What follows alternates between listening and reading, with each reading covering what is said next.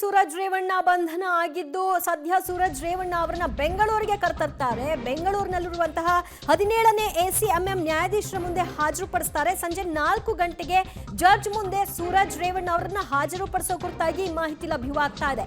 ಕೋರಮಂಗಲದಲ್ಲಿರುವಂತಹ judge ನಿವಾಸಕ್ಕೆ ಇವತ್ತು ಕರೆತರ್ತಾರೆ. ಕಾರಣ ಇವತ್ತು ಭಾನುವಾರ ರಜಾ ದಿನ ಆಗಿರೋದ್ರಿಂದ ಜಡ್ಜ್ ನಿವಾಸಕ್ಕೆ ಕರೆತಂದು ಸಬ್ಮಿಟ್ ಮಾಡ್ತಾರೆ. ಅರೆಸ್ಟ್ ಆದ 24 ಗಂಟೆಯ ಒಳಗಾಗಿ ನ್ಯಾಯಾಧೀಶರ ಮುಂದೆ ಸಬ್ಮಿಟ್ ಮಾಡಿ ನಂತರ ಕಸ್ಟಡಿಗೆ ಪಡೆಯುವಂತಹ ಪ್ರಕ್ರಿಯೆಗಳಾಗಬೇಕು. ಅದೇ ರೀತಿಯಾಗಿ ಸಂಜೆ 4 ಗಂಟೆಗೆ ಜಡ್ಜ್ ಮುಂದೆ ಹಾಜರುಪಡಿಸ್ತಾರೆ ಅನ್ನುವಂತಹ ಮಾಹಿತಿ ಪಬ್ಲಿಕ್ ಟಿವಿಗೆ ಲಭ್ಯವಾಗಿದೆ. MLC ಸೂರಜ್ ರೇವಣ್ಣ ಅಸಹಜ ಲೈಂಗಿಕ ದೌರ್ಜನ್ಯ ಪ್ರಕರಣದ ಹಿನ್ನೆಲೆಯಲ್ಲಿ ಆರೋಪಕ್ಕೆ ಗುರಿಯಾದರು. ಆನಂತರ ನಿನ್ನೆ ಸಂಜೆ 7:30ರಿಂದ 4 ಗಂಟೆ ಮುಂಜಾನೆಯವರೆಗೂ ಕೂಡ ವಿಚಾರಣೆಯನ್ನು ನಡೆಸಲಾಯಿತು. ವಿಚಾರಣೆಯ ನಂತರ ಬೆಳಗ್ಗೆ ಅರೆಸ್ಟ್ ಮಾಡಿದ್ರು. ಆ ನಂತರದಲ್ಲಿ ಅವರು ಜನಪ್ರತಿನಿಧಿ ವಿಧಾನ ಪರಿಷತ್ನ ಸದಸ್ಯ ಆಗಿರೋದ್ರಿಂದಾಗಿ ಅವ್ರನ್ನ ಜನಪ್ರತಿನಿಧಿಯ ಕೋರ್ಟ್ ಮುಂದೆ ಹಾಜರುಪಡಿಸಬೇಕಾಗತ್ತೆ. ಅದಕ್ಕಾಗಿ ಬೆಂಗಳೂರಿಗೆ ಕರೆತರ್ತಾರೆ. ಬೆಂಗಳೂರಿನ ಕೋರಮಂಗಲದಲ್ಲಿರುವಂತಹ ನ್ಯಾಯಾಧೀಶರ ಮುಂದೆ 4 ಗಂಟೆಗೆ ಹಾಜರುಪಡಿಸ್ತಾರೆ.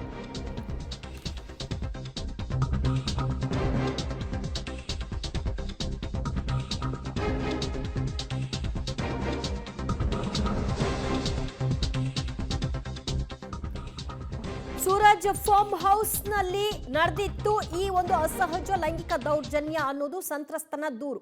ಆ ಕಾರಣಕ್ಕಾಗಿ ಆ ಒಂದು ಫಾರ್ಮ್ ಹೌಸ್ ಸದ್ಯ ಪೊಲೀಸರು ತಪಾಸಣೆಯನ್ನ ಮಾಡಬೇಕಾಗತ್ತೆ, ಮಹಜರು ಮಾಡಬೇಕಾಗತ್ತೆ.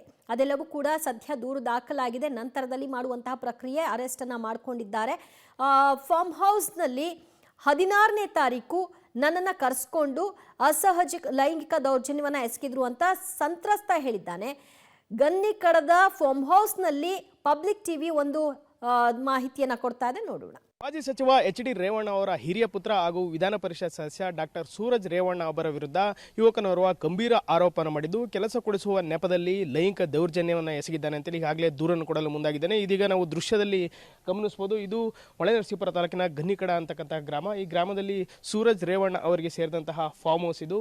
ಈ ಫಾರ್ಮ್ ಹೌಸ್ನಲ್ಲಿ ಏನು ಅರ್ಕಲಗೂಡು ಮೂಲದ ಯುವಕನೋರ್ವನನ್ನು ಕರೆದು ಕೆಲಸ ಕೊಡುವುದಾಗಿ ತನ್ನ ಮೇಲೆ ಲೈಂಗಿಕ ದೌರ್ಜನ್ಯವನ್ನು ಎಸಗಿದ್ದಾರೆ ಅಂತ ಹೇಳಿ ಡಾಕ್ಟರ್ ಸೂರಜ್ ರೇವಣ್ಣ ವಿರುದ್ಧ ಈಗ ಗಂಭೀರ ಆರೋಪನ ಮಾಡಿರ್ತಕ್ಕಂಥದ್ದು. ಅಲ್ಲದೆ ಆ ಯುವಕ ಈಗಾಗಲೇ ಸವಿಸ್ತರವಾಗಿ ದೂರನ್ನು ಬರೆದುಕೊಂಡು ಬೆಂಗಳೂರಿನ DG ಅಥವಾ IG ಅವರನ್ನ ಭೇಟಿಯಾಗಿ ದೂರನ್ನ ಕೊಡಲಿಕ್ಕೆ ತೆರಳಿದ್ದಾನೆ ಅಂತ ಒಂದು ಮಾಹಿತಿ ಲಭ್ಯವಾಗಿದೆ. ಏನು ಜೂನ್ 16ರಂದು ಆತ ಇದೇ ಫಾರ್ಮ್ ಹೌಸ್ಗೆ ಬಂದಿರ್ತಾನೆ. ಈ ವೇಳೆ ಸೂರಜ್ ರೇವಣ್ಣ ಅವರು ತನ್ನ ಮೇಲೆ ಲೈಂಗಿಕ ದೌರ್ಜನ್ಯವನ್ನು ಎಸಗಿದ್ದಾರೆ ಅಂತ ಹೇಳಿರುವುದು ನೀವು ದೃಶ್ಯದಲ್ಲಿ ಗಮನಿಸ್ತಾ ಇರತಕ್ಕಂಥ ದೃಶ್ಯ. ಡಾಕ್ಟರ್ ಸೂರಜ್ ರೇವಣ್ಣ ಅವರಿಗೆ ಸೇರಿದ ಫಾರ್ಮ್ ಹೌಸ್. ಈ ಫಾರ್ಮ್ ಹೌಸ್ನಲ್ಲಿ ಈಗ ಹೊಸದಾಗಿ ನಿವೇಶನವೊಂದನ್ನು ನಿರ್ಮಿಸಲಾಗಿದೆ. ಸೂರಜ್ ರೇವಣ್ಣ ಅವರು ಎಲ್ಲ ರಾಜಕೀಯ ಚಟುವಟಿಕೆಗಳಿರ್ಬೋದು, ಅವರು ವಾಸ್ತವ್ಯ ಹೂಡ್ತಕ್ಕಂಥ ಸ್ಥಳವೇ ಇದು. ಈಗ ಮಾಜಿ ಸಚಿವ HD ರೇವಣ್ಣ ಅವರ ಕುಟುಂಬಕ್ಕೆ ಮತ್ತೋರ್ವ ಪುತ್ರ ಏನಿದ್ದಾನೆ ಆತನ ಮೇಲೆಯೂ ಸಹ ಈಗ ಗಂಭೀರವಾದಂಥ ಆರೋಪ ಎದುರಾಗಿಂದ ಅವರಿಗೆ ಮತ್ತೊಂದು ಸಂಕಷ್ಟ ಎದುರಾಗಿರ್ತಕ್ಕಂಥದ್ದು. ಈಗ ಸೂರಜ್ ರೇವಣ್ಣ ಅವರು ಏನು ಆರೋಪವನ್ನು ಮಾಡಿದ್ದಾನೆ ಆ ಸಂತ್ರಸ್ತನ ವಿರುದ್ಧವೇ ಹೊಳೆನರಸೀಪುರ ನಗರ ಪೊಲೀಸ್ ಠಾಣೆಗೆ ನಿನ್ನೆ ದೂರನ್ನು ನೀಡಿದರೆ ನಿನ್ನೆ ಸಂಜೆ ಆ ಸಂತ್ರಸ್ತ ಯುವಕನ ಮೇಲೆಯೇ ದೂರು ದಾಖಲಾಗಿರ್ತಕ್ಕಂಥದ್ದು. ಆ ಯುವಕ ಏನು ಪರಿಚಯವಾಗಿದ್ದ, ಕೆಲಸ ಕೊಡಿ ಅಂತೇಳಿ ನನ್ನ ಬಳಿ ಬಂದಿದ್ದ. ಆ ನಂತರ ನಾನು ಮುಂದೆ ನೋಡೋಣಂತೆ ಹೇಳಿಕಿದ್ದೆ. ಆ ನಂತರದಲ್ಲಿ ಆತ ಏನು ನನಗೆ ಪರಿಚಯ ಮಾಡಿಕೊಂಡ ನನ್ನ ಆಪ್ತ ಏನಿದ್ದಾನೆ ಶಿವಕುಮಾರ್, ಅವನ ಬಳಿ ನಿನ್ನ ಬಾಸು ಕೆಲಸವನ್ನು ಕೊಡಿಸಿಲ್ಲ, ಒಂದು ವೇಳೆ ಕೆಲಸ ಕೊಡದಿದ್ರೆ ಅವರ ಮೇಲೆ ಲೈಂಗಿಕ ದೌರ್ಜನ್ಯ ಪ್ರಕರಣವನ್ನು ದಾಖಲು ಮಾಡ್ತೇನೆ ಅಂತ ಹೇಳಿ ಬೆದರಿಕೆಯನ್ನು ಹಾಕಿದ್ದ. ಇಲ್ಲ, ಅದಲ್ಲಿ 5 ಕೋಟಿಯನ್ನು ನೀವು ಕೊಡಬೇಕು ಅಂತ ಹೇಳಿ ನಾವು ಏನು ಬೆದರಿಕೆ ಹಾಕಿದ್ದಾನೆ, ಹಾಗಾಗಿ ಅವನ ಮೇಲೆ ಕ್ರಮ ಕೈಗೊಳ್ಳಬೇಕು ಅಂತ ಹೇಳಿ ಸೂರಜ್ ರೇವಣ್ಣ ಆಪ್ತ ಶಿವಕುಮಾರ್ ಎಂಬುವರು ಹೊಳೆನರಸೀಪುರ ನಗರ ಪೊಲೀಸ್ ಠಾಣೆಗೆ ದೂರ ನೀಡಿದರೆ ಈಗ FIR ಅನ್ನು ದಾಖಲಿಸಿಕೊಂಡಿರ್ತಕ್ಕಂತಹ ಪೊಲೀಸರು ತನಿಖೆಯನ್ನು ನಡೆಸ್ತಾ ಇದ್ದಾರೆ. ಮತ್ತೊಂದೆಡೆ ಆ ಸಂತ್ರಸ್ತ ಯುವಕ ಇದ್ದಾನೆ, ಆತನು ಸಹ ದೂರು ಕೊಡಲು ಮುಂದಾಗಿದ್ದು ಈ ಪ್ರಕರಣ ದಾಖಲಾದ ಬಳಿಕ ಸಂಪೂರ್ಣವಾಗಿ ಪೊಲೀಸ್ ತನಿಖೆಯಲ್ಲಿ ಸತ್ಯಾಂಶ ಬಯಲಾಗಬೇಕಿದೆ. ಕ್ಯಾಮ್ರಾ ಪರ್ಸನ್ ನಾಗರಾಜ್ ಜೊತೆ Shashidhar, BC public TV, Holenarasipura. ಹೊಳೆನರಸೀಪುರದ ಗನ್ನಿಕಡದ ಫಾರ್ಮ್ ಹೌಸ್ನಲ್ಲಿ ದೌರ್ಜನ್ಯ ನಡೆದಿತ್ತು ಎಂಬುದಾಗಿ ಸಂತ್ರಸ್ತ ಕೊಟ್ಟಿರುವಂತಹ ದೂರು ಮತ್ತು ಅದಕ್ಕೆ ಸಂಬಂಧಪಟ್ಟ ಹಾಗೆ ಆತನ ಹೇಳಿಕೆಯ ಒಂದು ಸಾಕ್ಷ್ಯ.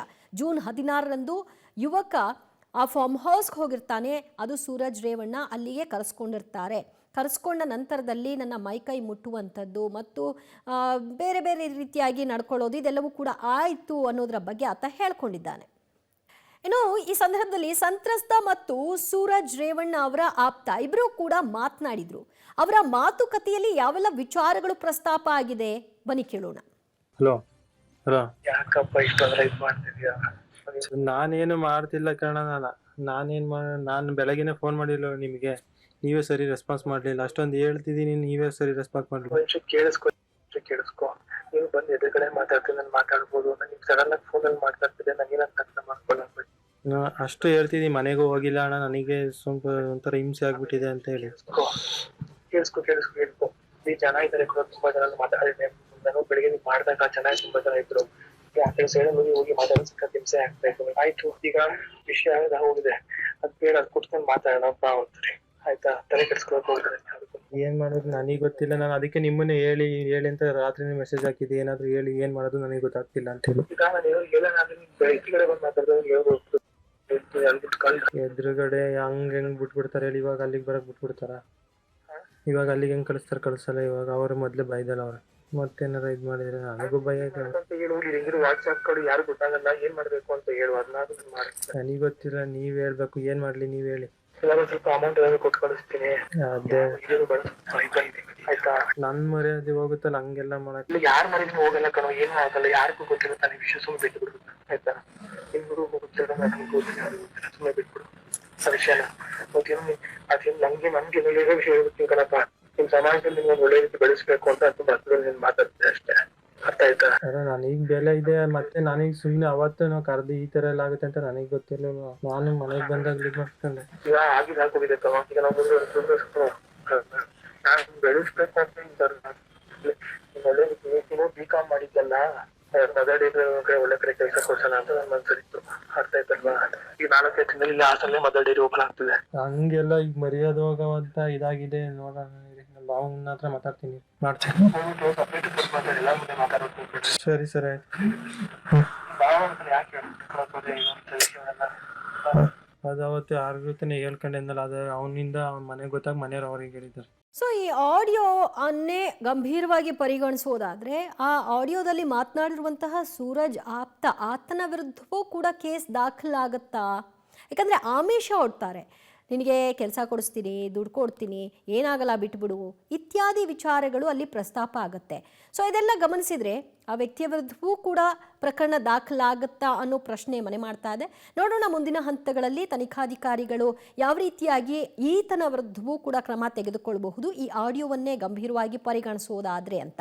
ಯಾಕಂದರೆ ಸೂರಜ್ ಪರವಾಗಿ ಆ ಆಡಿಯೋದಲ್ಲಿ ಮಾತನಾಡಿರೋದು, ಆಗಿದ್ದಾಗೋಗಿದೆ, ಬಿಟ್ಬಿಡು, ಇದನ್ನು ಬೆಳೆಸಬೇಡ, ಕೂತು ಮಾತಾಡಿ ಬಗೆಹರಿಸ್ಕೊಳ್ಳೋಣ, ನಿನ್ನನ್ನು ಬೆಳೆಸಬೇಕು ಅನ್ನೋ ಉದ್ದೇಶ ಇದೆ, ಒಂದಷ್ಟು ದುಡ್ಡು ಕೊಡ್ತೀನಿ, ಸುಮ್ಮನಾಗು ಇತ್ಯಾದಿ ವಿಚಾರಗಳನ್ನ ಮಾತನಾಡಿದ್ದಾರೆ.